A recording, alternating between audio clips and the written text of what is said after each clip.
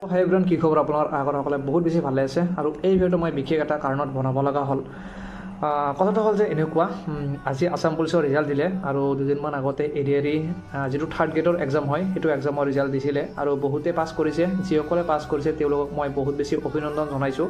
তোমালোকে লাইফত ভাল কৰা, আগুৱাই যোৱা, ভাল কৰা। আৰু এই ভিডিঅ'টো মই বিশেষ এটা কাৰণত বনাইছোঁ। সেই কাৰণটো হ'ল যে যিসকল ল'ৰা ছোৱালী বা যিসকল আমাৰ লগৰবোৰে যিসকলে পাছ কৰা নাই 1-2 নম্বৰ কাৰণে, তেওঁলোকে পাছ কৰিব পৰা নাই এই এক্সামটোত, তেওঁলোকৰ কাৰণে মই ভিডিঅ'টো বনাইছোঁ।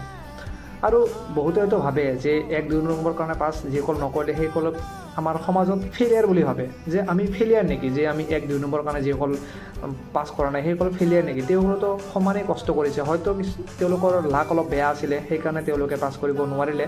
হয়তো যিসকলে 1-2 নম্বৰ বেছি পাই পাছ কৰিলে তেওঁলোকৰ লাকটো অলপমান ভাল আছিলে, মই এইটোক লাক বুলিয়ে ক'ম।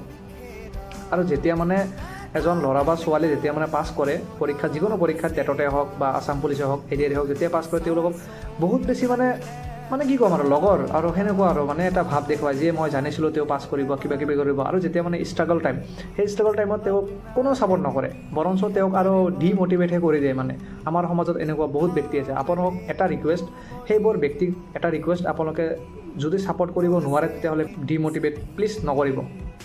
এইখিনিয়ে। জয় অসম, জয় হিন্দ।